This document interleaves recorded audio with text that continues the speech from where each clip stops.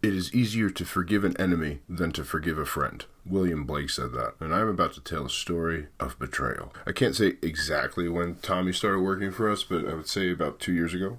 Sounds about right. He applied for a job. We liked him. We gave him a shot. He was an all-star.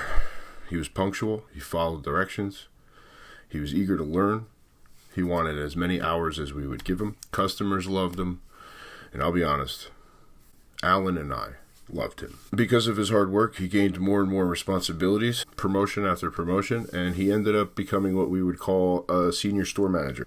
He oversaw all of our locations, our online sales, scheduling, you name it. If it had to do with the store, Tommy was a part of it. After a couple years, Alan and I were looking to expand. We couldn't offer Tommy more money, really. There wasn't a higher position.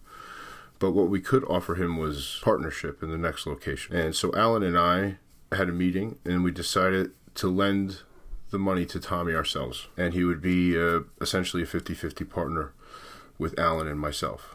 Alan and I would maintain majority with a 51% ownership, and he would take a 49% ownership. All he had to do was work the same as he always did. With his work ethic and his knowledge and his people skills, we were fully confident that store was going to kick ass. We were going to keep him on payroll with Underground One so that he could draw payroll while that store got up and running.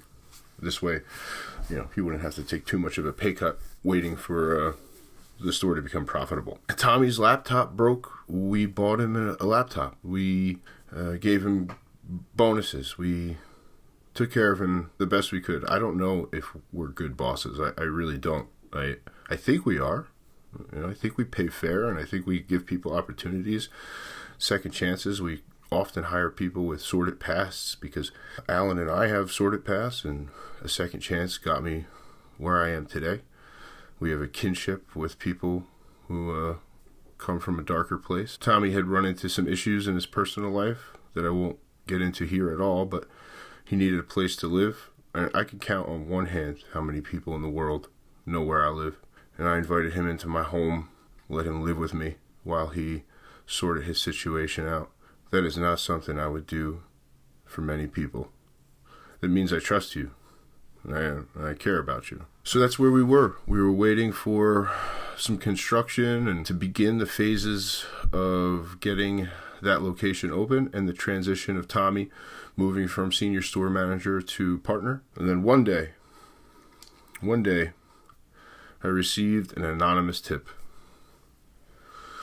Tommy was stealing. I mean, I almost laughed. The idea of it was so absurd. I spoke to Alan about what I was told, and we started to follow the thread. And what we revealed was an ugly, tangled mess of theft, cover-ups, lies, and the sociopath standing in the middle of it was Tommy. Ham win. So we had video. We had a paper trail. The scam itself would be very hard to catch unless you know what you're looking for. And once you know what you're looking for, it's extremely easy to catch and to document. We needed to see it with our own eyes in real time. So we sent dummy sales in, and we watched it happen right before our eyes. He took the bait over and over. Resentful greed. Because of our business dealings and signed paperwork and lawyers and the nature of business, we contacted our lawyer, and our next step was to bring it to the police. We presented the police with all the evidence that we had, and they said basically they had enough evidence right then and there to make an arrest. But we opted to just see how bad it really was, to send marked bills in there, observe the scam in real time. This time, it wasn't just us watching. It was the police. And he stole over $650 cash, plus product that's associated with. So over $1,000 just in one day. $1,000. And that day, Tommy left work for the last time. He was pulled over. He had all the marked money on him. And he was charged and arrested with theft in excess of $10,000 over the course of the last 6 months or so. It goes back further, and we suspect it's probably closer to 30,000, if not more. But that's the story. That's what happened. Tommy is a snake and a liar The day before that we were going to have the police involved in this whole thing, I woke up that day half hoping that what I saw wasn't true and that he wasn't going to take this money with the police watching and that this is some kind of mistake that we can easily explain. But it wasn't. He's a thief, a snake. He betrayed me. He betrayed Alan, his friends. We're giving him an opportunity to be a business owner with nothing. He had nothing. He brought nothing to the table, except we thought that he was honest and a good worker.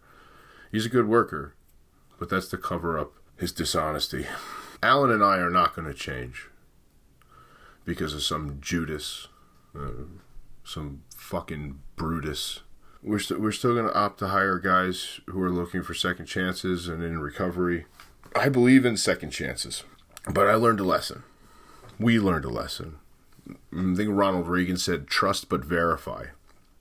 We trusted, but we did not verify. In conclusion, our third location will be opened without a partner. Tommy is no more. Technically, everybody is innocent until proven guilty. I should say that. But this is a slam dunk.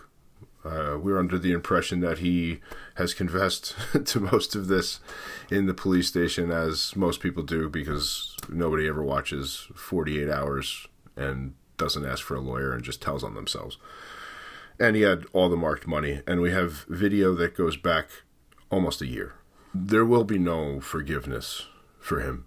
We will come as hard as we can in court and civil, because fuck you, that's why. I will accept one apology and one apology only from him. If you really want my forgiveness, Tommy, cut off your left hand and bring it to me so I can dry it out in a dehumidifier and wear it around my neck for the rest of my life. Then I'll accept your apology. Anything other than that, you can fuck all the way off.